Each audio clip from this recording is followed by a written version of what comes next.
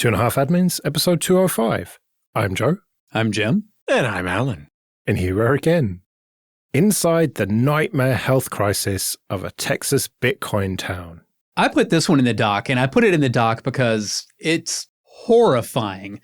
Also because it confuses people a little bit. You know, people are like, okay, how is everybody going to have all these medical problems from being next to a Bitcoin mining facility? Because the article goes through like a long laundry list. You have people who are nauseated, who can't sleep. You have heart problems. You have hearing loss, you name it.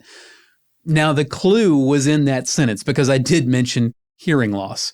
And the Bitcoin farm in question has been measured causing more than 72 decibels of noise inside residents' bedrooms nearby. We're not talking 72 decibels on-prem. We're talking 72 decibels where nearby residents have to sleep at night. And that is absolutely enough to cause a cornucopia of apparently random, bizarre, seemingly unrelated medical issues. Again, it can range from hair loss to just stress, nausea, sleep disorders, cardiac problems, you name it. And residents all over town, and even in some cases their pets, are experiencing exactly that. A lot of people that listen to this show may visit data centers to do work and so on, especially even myself. I occasionally would have to go to a data center to rack some more machines, change some wiring, replace hard drives, whatever. And there's this bunch of noise, and you see the people that work there are wearing ear defenders or something, and they have a little dispenser where you can get the throwaway foam earplugs. And you're like, well, I'm only going to be here for 10 minutes. Maybe I don't need it. I would recommend always doing it because especially with those high frequency noises, you can being affected by them when they're higher pitched than what you can hear. So while the noise may not be enough to physically, you won't feel that it's too loud. There may be noises above what you can hear that are too loud that are basically assaulting you. And if you're not protecting yourself, it can be a problem. And potentially below your frequency range as well. Yes. You see the Mythbusters episode about the brown note to see about what low frequency noises can do to you. But yeah, it's like that can have quite an effect on you. And as Jim was saying, like people are having these crazy effects. Even like this lady's dog who started going bald and developing anxiety and having all these problems when the mine turned on 4 blocks away.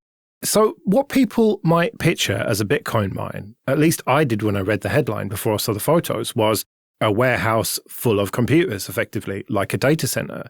But that's not what we're looking at here. We're looking at a bunch of computers effectively out in the open, or at least like weatherproof chassis out in the open. They're in shipping containers. Now, to be fair, as you were alluding, a shipping container does not provide the audio isolation that, a concrete and rebar built warehouse does. Yeah. And so all that noise is just left to go out into the atmosphere and literally drive people's dogs 4 blocks away to have anxiety and lose their hair.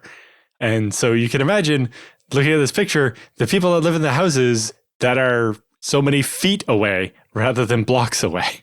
Even 1.5 miles away, the local constable has measured, using a dB meter, output levels of more than 70 decibels in people's front yard, like 1.5 miles away from the facility. Now, for reference, 70 decibels, that is the limit for safe background noise, 24/7, 365. Meaning, if you're exposed to 70 decibels all the time, you will lose your hearing.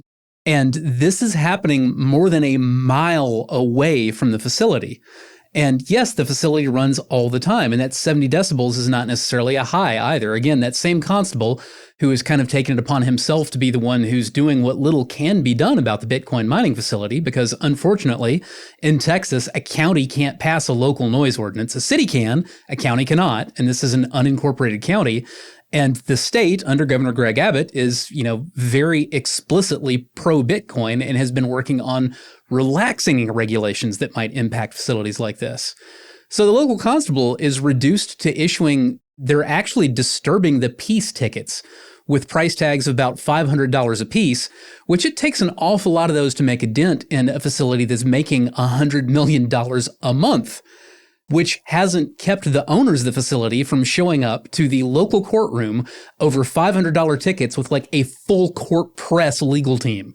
They have no interest even in just paying their piddly little tickets and moving on. They're trying to shut down every form of any kind of resistance. And again, that 70 decibels is already bad enough, but that same constable has measured more than 90 decibels well off premises in a lot of cases. And 90 decibels can cause irreversible hearing damage in only a few minutes. Yeah, you have to remember that decibels are logarithmic. So 90 decibels would be more than 200 times what a 70 is, or 200% anyway.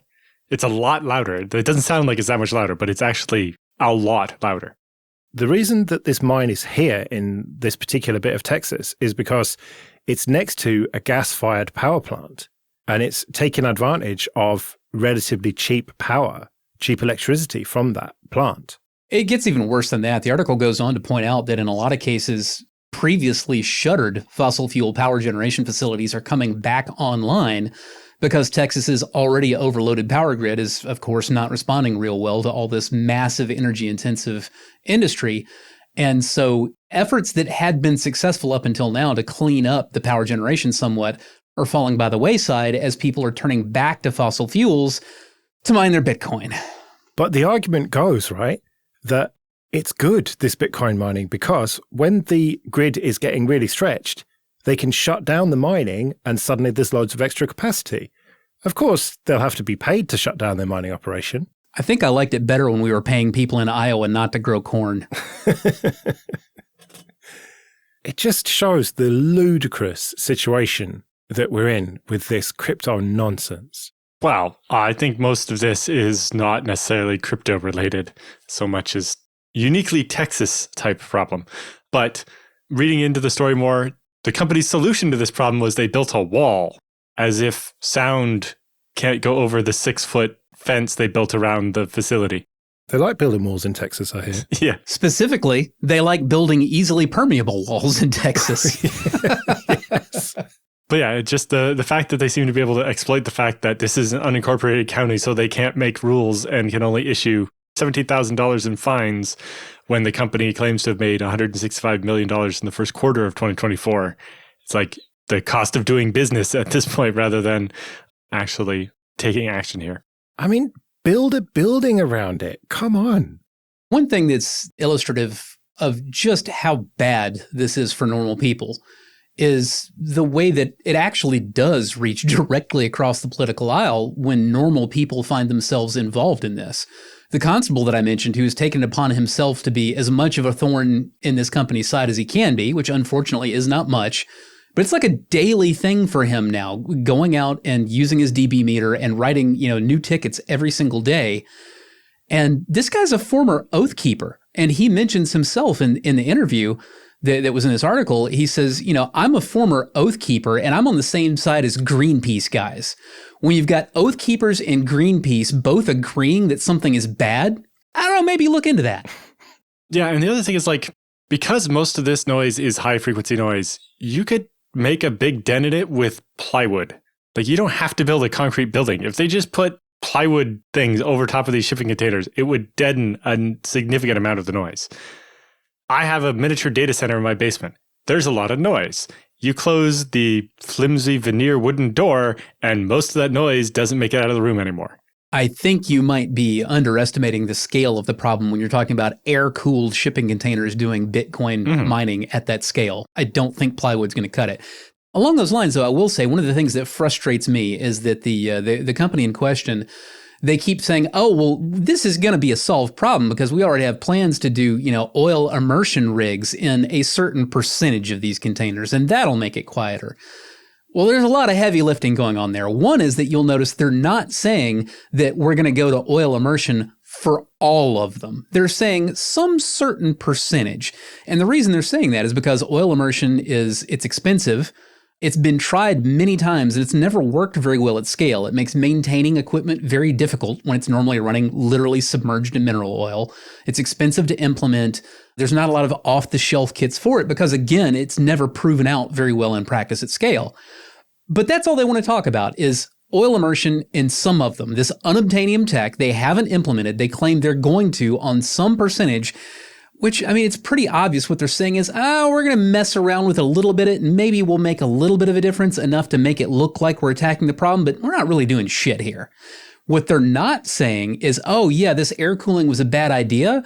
So we're actually investing in the right off the rack, off the shelf, standard issue components normal data centers use to liquid cool their machines in racks.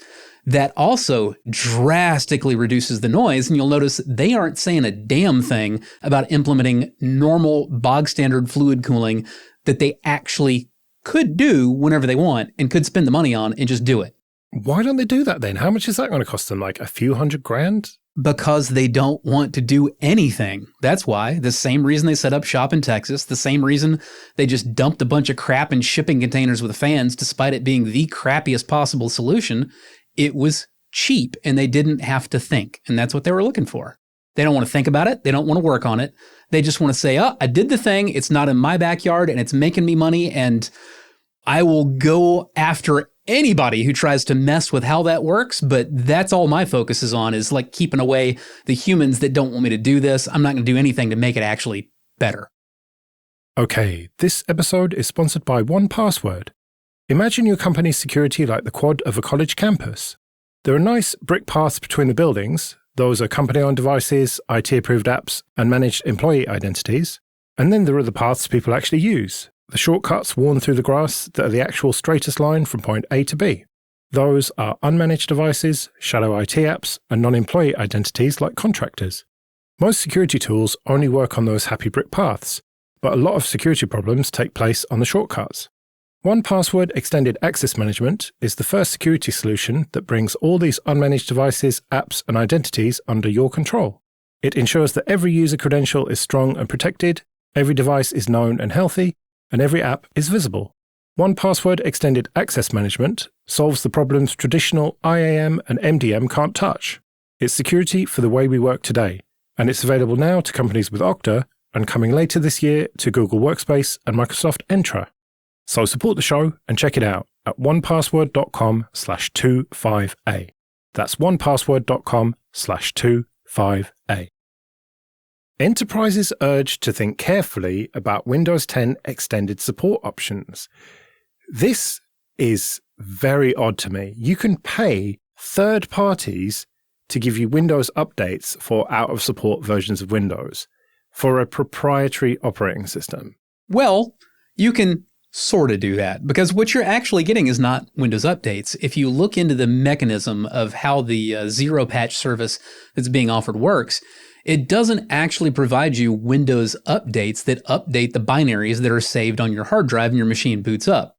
It actually works a lot more like the microcode patches that when a company like, for example, AMD with their early Ryzen CPUs, they had random number generator firmware bugs on the chip. And you can't actually fix it on the chip, but your operating system can download a patch set, and as it boots up, it can actually patch in ephemeral memory. It can patch what the firmware is doing so that you basically work around the vulnerability. This zero patch service is doing the same thing for Windows. It doesn't change the files on disk at all.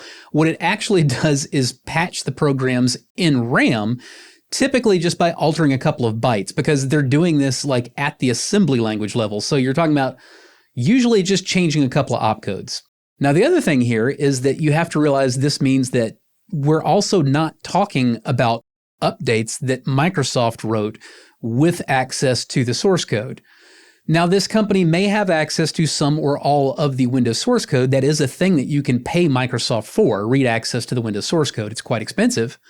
But yeah, I would be very interested to know the details of their agreements with Microsoft, as well as the article did, cautioning people to think really hard before you make the decision. No, it's totally okay to keep rocking Windows 10 for another 5 years because we're just going to pay this third party for support for patching in this weird kind of ephemeral way with no clear source of where the fixes came from or from whom or how effective they are. So the price for this zero patch service is $38 per device, where the official Microsoft one is $61 per device.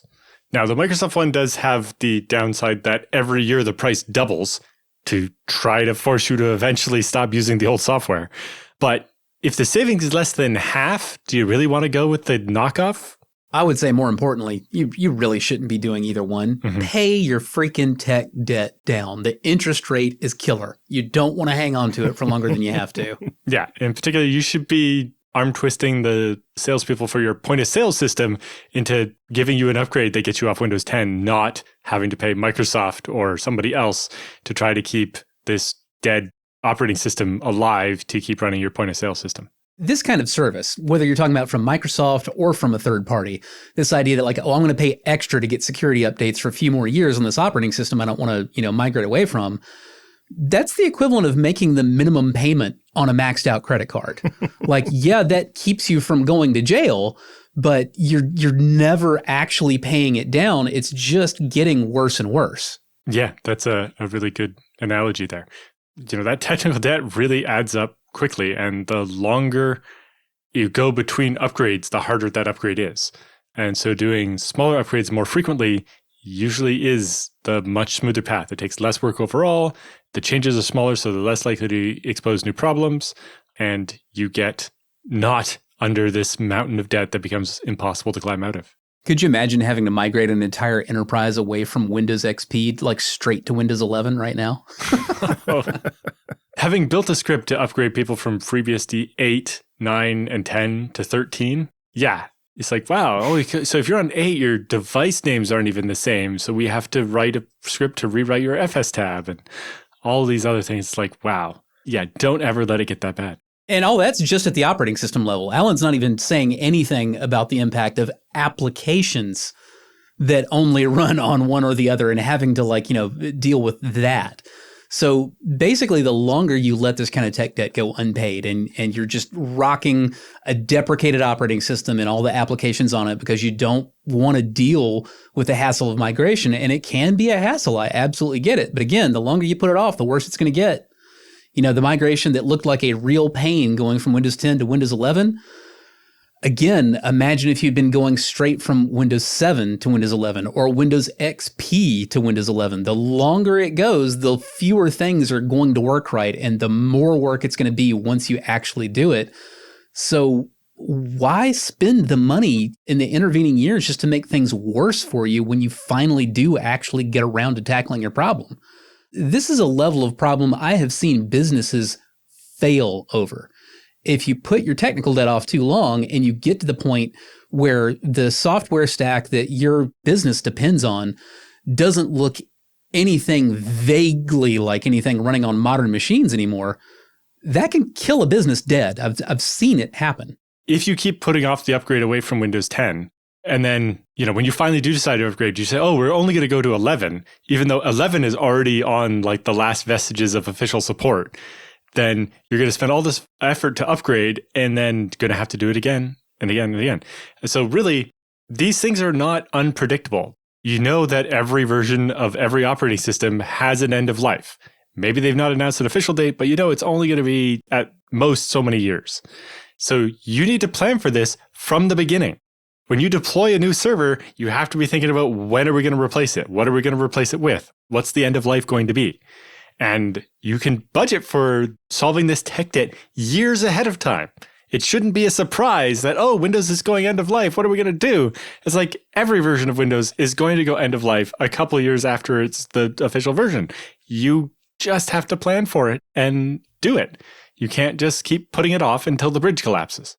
And fellas, let me check something real quick. I seem to recall this is a show by sysadmins for sysadmins, correct? Mm-hmm. For the most part, at least? Mm-hmm. Yeah. So let's talk about planning, because it's not something I see enough of in my industry.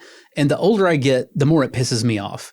Every single server that you put in place, that hardware has an end of life that you should be planning on. The very first day you drop a server into place in production, you should know when you have to have the budget on hand to replace that machine. Now, you can go back and you can revise that later. What I will tell most of my clients is say, okay, I want you to plan on a 5-year cycle for this server. Now, at 5 years, we'll look it over, and odds are real good. I'm going to tell you this server is good to go for another 2 or maybe even 4 years, at which point you just hang on to that budget. You make sure you still have the budget to buy a new server on a moment's notice, but you can go on doing other things. Or maybe we get to that point, I'm like, yeah, this is looking pretty bad. We need to go ahead and pull the trigger. But it's okay because you're ready, and that entire 5 years you knew, I'm saving up the money to be able to replace this server when we get there. So whether you're talking about hardware, software, anything, you should be thinking in terms of a life cycle because nothing is permanent. Now, this is true of everything in life. Your house, not permanent. The country you live in, not permanent. On a long enough scale, the continent you live on, not permanent. But we live in the electronics world, and even more specifically in the general purpose computing world, and our stuff moves incredibly rapidly, even on an individual human timeline. So you should absolutely have it in your head every single time you deploy a service, deploy a piece of hardware, whatever. You should be thinking, how many years am I expecting out of this? And what is it going to look like when I need to replace it and migrate to the next thing, however many years down the line? It should not be a surprise and everybody just standing around scratching their heads like, oh God, what do you mean we need to replace the server when it's been sitting there for 10 years? Yeah. Okay, this episode is sponsored by people who support us with PayPal and Patreon. Go to 2.5admins.com/support for details of how you can support us too. Patreon supporters have the option to listen to episodes without ads like this. And it's not just this show. There's Late Night Linux for news, discoveries, audience input, and misanthropy. Linux Matters for upbeat family-friendly adventures. Linux After Dark for silly challenges and philosophical debates. Linux Dev Time about developing with and for Linux. Hybrid Cloud Show for everything public and private cloud. And Ask the Hosts for off-topic questions from you. You can even get some episodes a bit early. We've got a lot going on, and it's only possible because of the people who support us. So if you like what we do and can afford it, it would be great if you could support us too at 2.5admins.com/support. Let's do some free consulting then. But first, just a quick thank you to everyone who supports us with PayPal and Patreon. We really do appreciate that. And if you want to send in your questions for Jim and Alan or your feedback, you can email show@2.5admins.com. Lyndon writes, I usually just run a hardware router off something cheap, but recently I've gone the virtualized route. I'm using Syncoid to replicate, but I'm thinking about automating bringing the other side up during outages, as having a router go down during an outage definitely reduces spousal approval factor. I've thought about CoroSync and Pacemaker for this, but I don't have much experience with these tools yet, so I thought I'd check with you guys and see what you recommend. Personally, I would recommend not doing it. By the time you start looking into HA for something like this, you're almost certainly going to introduce more chances for it to fail in really interesting and hard to diagnose ways than you're actually going to solve problems you would really have. Especially in like a smaller environment, like a home environment you're talking about. And for a router in particular, my preferred approach would just be set up two of them and then unplug one of them, turn it off, keep it in the closet. And if your router fails, you know you've got the other one just immediately ready to go. Just plug it in, turn it on. You're good to go.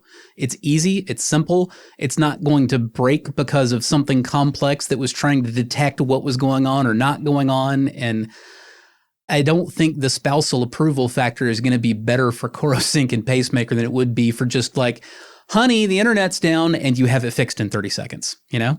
Yeah. And in general, like if you only had one hardware router before, it's not going to be any less reliable. It's likely to be slightly more because it's hardware you care about. The other problem with just using something like CoroSync and Pacemaker is without something syncing state between the two routers, you're not going to get a seamless switchover either. And so, yeah, you might as well not really do the HA there. If you do want to do it, then especially if you're going the virtualized route, then something like OpenSense that can do CARP, which is a common router redundancy protocol, which is a very simple protocol, not as complicated as CoroSync and Pacemaker, where each of the routers has their own IP, but they share basically an elastic IP and move it back and forth based on which one's the leader. And then there's a protocol called pfSync that syncs the state table between the two routers so that when it does fail over, all the open connections are already in the state table on the other router and keep it working. So BSD has a good solution for this. I don't know if there's any kind of state transfer mechanism in any of the Linux firewalls. I'm just not familiar with them. I'm not sure either, but honestly, again, it seems like a hunt for a lot more complexity than is really needed at the scale that we're talking about. Yeah. You know, if this was an issue where like you've got 500 people depending on this router and you're paying all of them, and if you have 15 minutes of downtime, it will literally cost you $5,000. I mean, in a business setting, you can easily have exactly that scenario. And that's the case where you start saying, oh, well, I want dual redundant routers and I want CARP to make sure that I maintain state because I don't want anything going down. Like this is costing me real money at scale when this happens. That's one thing. But at home, I mean, again, I don't think it's that ridiculous to say, well, you have to go plug in the replacement router. And even if you wanted to do something, you're like, well, I don't want to have to go plug in the replacement router. What if maybe I just gin up something to like keep ARPing the IP address of the main router from the secondary router, and if it doesn't respond, then maybe I'll take over that IP address and start working. Well, did you preserve state? No, you didn't. So some connections might be a little hinky, but is a little hinky one time really a big issue worth trying to tackle with complex measures like at home for you and your spouse and maybe a couple of kids, a roommate or something? I don't think so. Yeah, and like Jim's saying, with CoroSync and Pacemaker, you can get yourself into a lot of trouble as well. Not specifically for router failover, but we had a customer that was using CoroSync and Pacemaker to do ZFS failover. So they had their disks were all in a separate JBOD and they had two heads. And the one had the pool imported and the other was offline. And it would use CoroSync to decide when the first one is down, the second one should import the pool and take over. But the problem they had is the switch is what died. So CoroSync and Pacemaker decided the other node, both nodes thought the other one was dead. And so the secondary tried to import the pool. And because they didn't have multi-mount protection configured properly or SCSI reservations or anything, they ended up with a pool imported on both machines at the same time, and it corrupted the pool because you really can't do that. And that happened on 24 pairs of servers all at the same time because of a switch.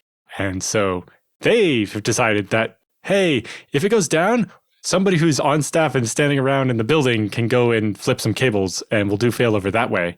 And we won't accidentally eat 24 half petabyte pools all at once.